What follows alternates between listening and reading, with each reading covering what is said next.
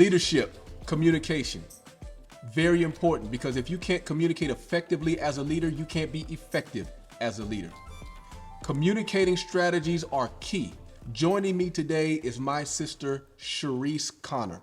Sharice is a master communicator. I'm not just saying that because she's my sister and because she won a lot of arguments, but she also lost a lot of arguments. She's a great communicator, majoring in communication in college, going on to work in communications in large school districts, many successful projects, working with other leaders to help them with their communication. And today, we're going to talk about communicating like a leader, communicating like a boss. What are some things that we need to know, understand, realize about communication and how communication can take us from here to there, our ability to communicate effectively, our ability to inspire rather just to inform.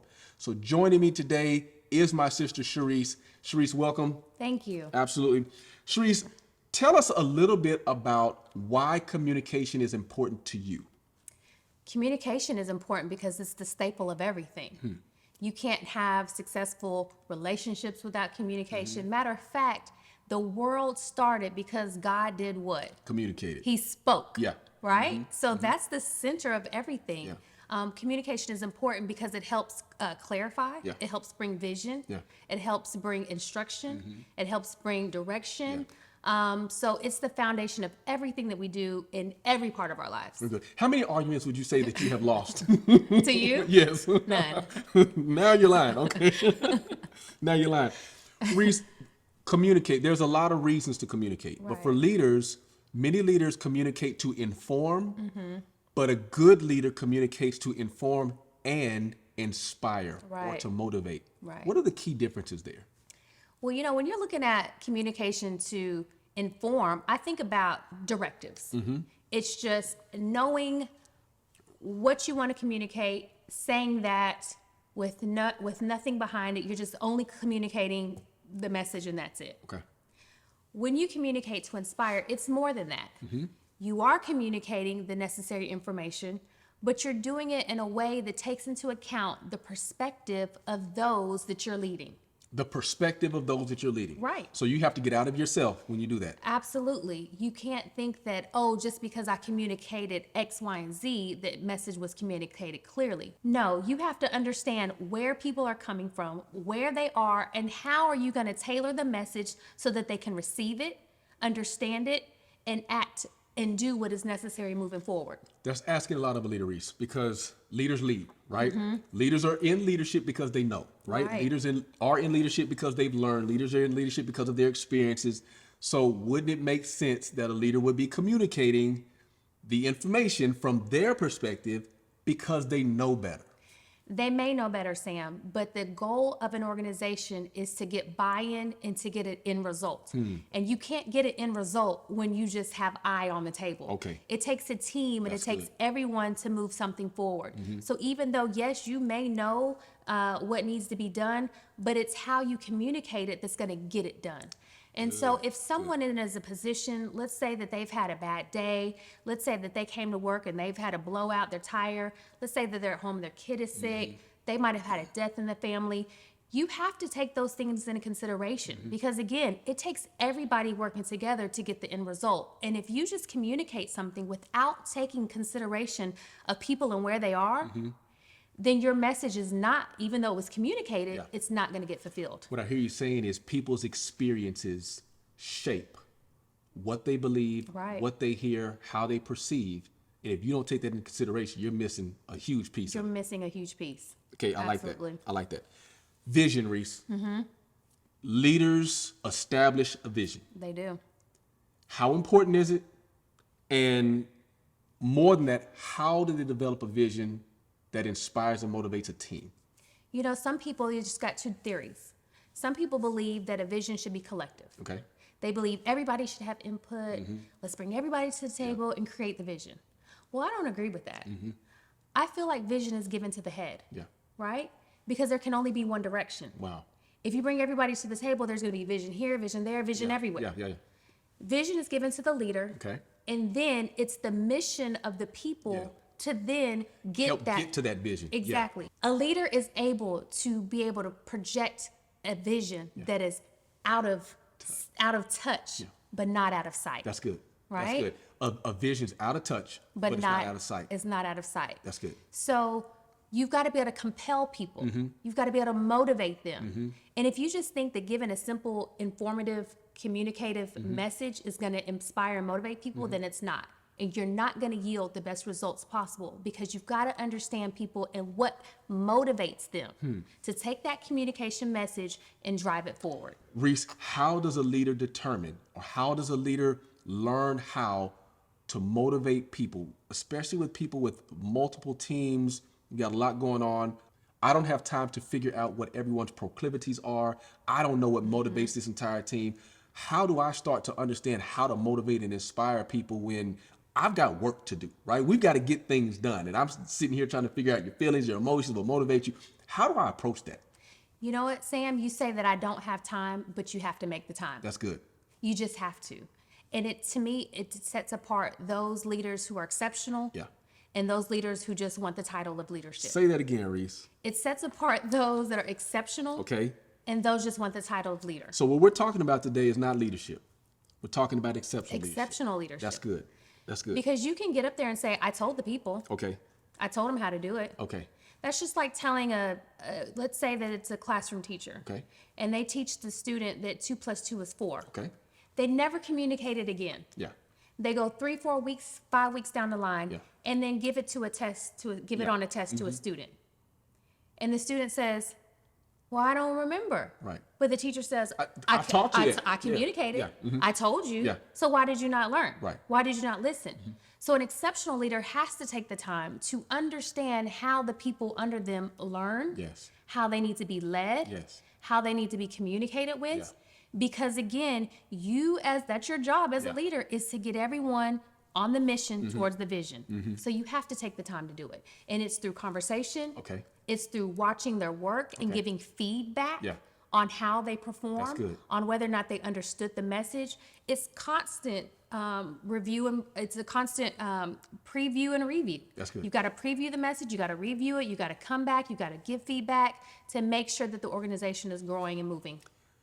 Anyone that's watching this video, what can they learn about how to be a better communicator? So this is the question I'm going to ask you. What are some common mistakes that leaders make in communication? Well, number one, they think that they're communicating clearly. That's good. They think they're communicating clearly. That's good. Just because, and so often leaders sit at the table and they are exposed to the full perspective of why a decision has been made. Good. Okay? They understand from this viewpoint, from this person, from this point, and then as a leader, you're supposed to take that message and communicate it to your team. Right. You disseminate information. Right. You're disseminating with the knowledge and the background of understanding You have a holistic view of everything. Yes, of how this decision was made. So then when you go to communicate to your team and you just give an informative message, then that leaves ambiguous. Great job, excellent communicator. I know. Ambiguity. Ambiguous, yes. Right. Anyway, Right. It leaves room for that because then there's a lot of questions and not understanding why the message, how the message. Okay. So it is important to, just because you think that you communicated clearly, did you really cover all aspects of what is needed to understand the message? So number one, leaders think that they're communicating clearly, Right. but they're really not, and not providing feedback. That's right. What's a second common communication mistake that leaders make? You know, have you ever heard of passive communication? So sometimes the communication can be passive. Leaders do not own the message. They don't assert their leadership. Okay. And they don't assert their authority in a way to communicate a message of ownership. Okay. And a lot of times, Sam, a problem is they want to blame the boss for the message instead of taking ownership as a leader and communicating it effectively. Not only blame the boss, blame the community, blame the president, blame the politics, blame whoever, not taking ownership. Not taking ownership. They'll say, well, the boss said, or the superintendent said, or the CEO mayor said, or whoever. Yeah, whoever, yeah. and not owning the message. It is important that you believe in yourself. Yes. You're in a leadership position for a reason, and sometimes you have to communicate difficult messages. Yeah. Sometimes you have to communicate hard truths. That's good. But you have to be able to communicate it clearly. You have to be able to articulate it, and you have to make sure that you come across asserting it and owning it. Being clear. Owning the message. Right. What else? Another misconception is just because you communicated it, you can assume that it's already happened. Assumptions. Assumptions. Right. You, again, have to make sure that after you communicate, you go back as a leader and check and follow up. Did that make sense? Was it clear? Do you understand? Here's some other information to help you to make sure that you just didn't assume that it happened. Yeah. You're going back to check to make sure it actually happened. That's good. Right? That's good. Another misconception is, here's a big one, Sam. Okay. It's not what you say, Okay. but it's How you say how it. you said it. Okay. And did you know that statistics say that between 73 and 90% of communication is nonverbal? Nonverbal. So it's 70 to 93%. 79 to 3, right, Is nonverbal. is nonverbal. So your tone matters. Okay. Your eye contact matters. Okay. Your body language matters. Your appearance even matters. Your hand gestures matter. Yeah. All of those things matter when you're communicating a message. Yeah. Because you can communicate something, but your body language is saying, and people can see that. Yeah. People can read through that, like, oh, she don't mean that. He doesn't mean that. This doesn't really matter. You know, listening to you, one of the hardest things for any person to do, but especially a leader, and this is key. When a leader is frustrated, they're most likely going to gosh. communicate Oh my frustrated. gosh. Right. When a leader is stressed, Right. most likely they're going to communicate stressed. Yes. When a leader is anxious, Yes. most of the time they're going to communicate anxious.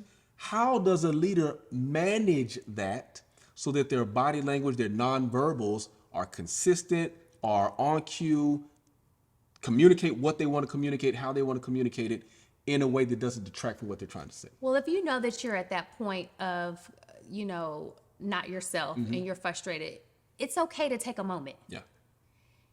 You take a moment, you gather yourself.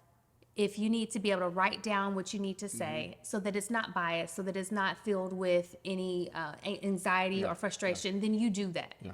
Because you never want to get in front of people that you're leading and convey a message of anger Yeah. or frustration, because that's going to then bleed over into them. Right. So take a moment to gather yourself. Take a moment to remember what is the end result? What do I need? And if I communicate this in a way that's frustrating, Right. then what result is that going to yield? Right. So you really do have to just take a moment, gather yourself, get your composure, and lead like a leader and communicate in a way that makes everyone feel like, hey, again, that vision is still out there. We can do it. You've got to motivate. You've got to inspire. And you just got to push through it. And that's why it's difficult to be a leader, but you can do it. Nonverbal communication. Yeah. We know it, we talk about it, but so often that's a downfall of so many leaders because they're either aware of it and can't control, Yeah. aware of it and don't control. When I was a principal, I didn't even know that I would make certain expressions. Yeah. I didn't even know. And so I had a staff member come to me and she was like, well, why are you looking like that? And I'm like, looking like what? That's where you were born. You didn't. Right. But I didn't know Right. that my face was giving, like it's like a resting face. Right. Like it was. Yeah, just it makes me wasn't- sick sometimes too. So I understand when you Right, teach community. right. So I didn't know that. Right. And so because she was able to felt comfortable telling me that, then I became conscious of making sure that my face did not portray whatever it was doing, Right. because that gave off the wrong image and Yeah. people thought a certain way. Right. So again, if you're coming across, if your body language is coming across the way, be open enough to accept criticism or constructive That's good. criticism so that you can improve your messaging, That's because you don't want to turn anyone off. That's So good. you have to be open and receptive to hearing feedback from others on how your message is being received, and if reflect on, okay, is there anything that I need to change Yeah. as a leader? Yeah. Thank you for sharing those. I want to ask you about preparation. Okay. Communicating and when communicating effectively as a leader, how important is preparation? Reese, I see so many people who just want to do the thing without paying the price, right? The preparing for knowing what you're going to say, the preparing for understanding how people may react to and understanding how they're going to respond so they're not reacting, right? The level of preparation in communication, can it be overstated? It cannot be overstated when the time allows for you to prepare. You know as well as I do, often in leadership, things are thrown at you and you have to make decisions quickly and you have to communicate quickly. So often sometimes you don't have the time to prepare like you would need to, which is why it's important that you develop a consistency with your actions so that when time does hit, when it's time for you to respond, you're not scrambling. That's good. You already know how to be composed. You already know who your staff is because you spent the time up front. You already know how to navigate your tone and your body language so that your message comes across clearly. So in those moments, being consistent with your everyday communication will help you when an emergency arises. But on other times when you need to communicate for a staff meeting or a department meeting, preparation is key. Good. Because you definitely have to take into consideration all the people in your department. Are you communicating clearly? Did you think through their perspectives? Yes. Are you considering what action steps need to take place, and are you communicating them? So preparation on the front end is vital. Wonderful. Well, Reese, thank you very much for sharing with us. Hopefully you're taking away, as I am taking away, how to be a better communicator as a leader. Once again, our goal in leadership is to constantly learn, constantly grow. And the things that we hear today, or that Sharice has shared with us today, definitely will help us do that. Motivating and inspiring rather than just informing as a leader. It's key. It's important. It will help the people. It will help the organization. Most of all, it will help us attain the level of success that we are endeavoring to attain. Thank you. Hope you learned a lot. Remember, consistency and implementation start now.